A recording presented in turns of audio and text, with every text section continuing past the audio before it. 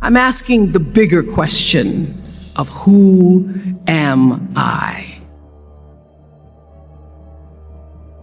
Who am I really? My answer is I am God's child.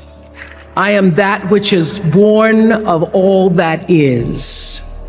I am, as Pierre de Chardin said, a spiritual being having a human experience, come trailing the breath of the ancestors yet, but trailing the breath of the angels, and understanding that because I am connected to the source of all that is possible for me. And what do I want? I don't want to just be successful in the world. I don't want to just make a mark or have a legacy. The answer to that question for me is I want to fulfill the highest, truest expression of myself as a human being.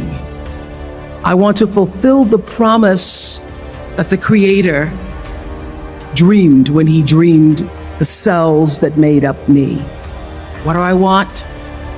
You must have some kind of vision for your life. Even if you don't know the plan, you have to have a direction in which you choose to go. I never was the kind of woman who liked to get in a car and just go for a ride. You want to be in the driver's seat of your own life, because if you're not, life will drive you. Knowing who you really are in this space and time that we embody. That's number one. What do you want? Who are you? Number two, you must find a way to serve. Martin Luther King said that not everybody can be famous, but everybody can be great, because greatness is determined by service. Now, we live in a world where everybody wants to be famous and where we admire people for just being famous. We think being known brings us value. The truth is, all of that will fade in time. Service and the significance that you bring to your service is that which is lasting. So to be able to, whatever your occupation or job or talent or gift is, our honorees today getting doctorate degrees, to apparently opposite fields, HIV and AIDS and the spoken word.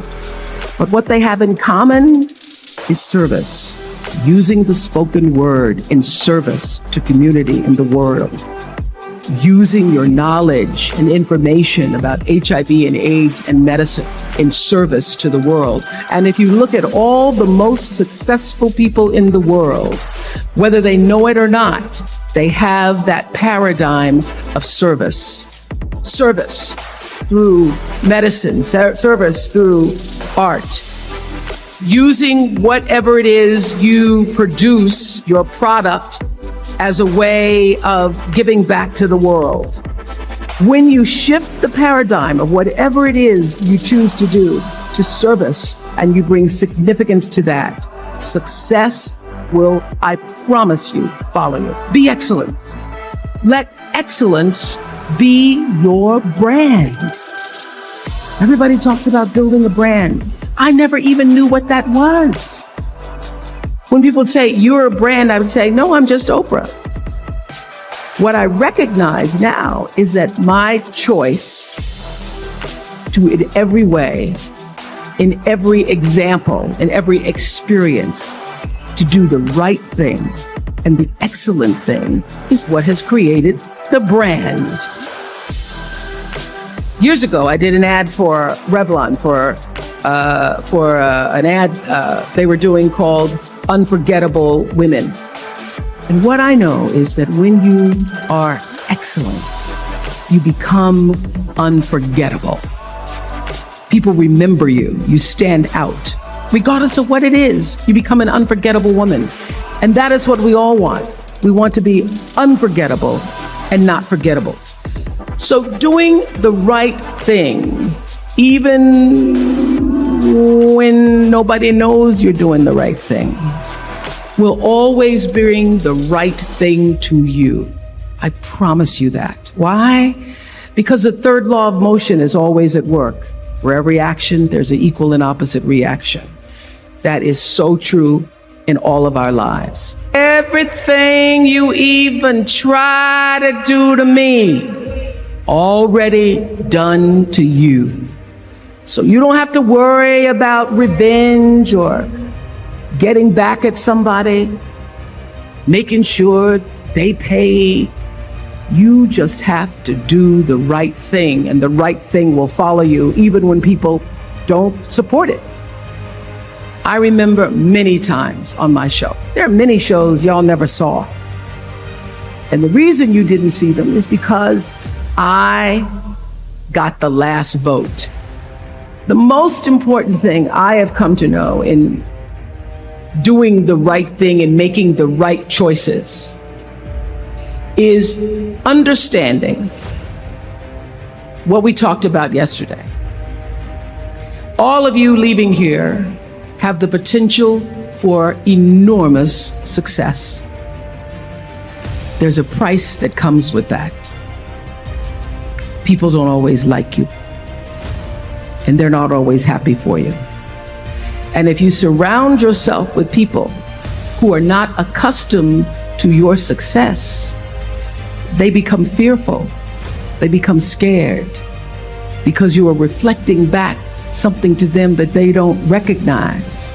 People who want the best for you want you to be your best. So my greatest advice to you is to surround yourself with people who are going to fill your cup until your cup runneth over. I'm so full, my cup runneth over. And to know that once your cup runneth over, you cannot spend your life with your gallon-size offerings, offering them to pint-sized people.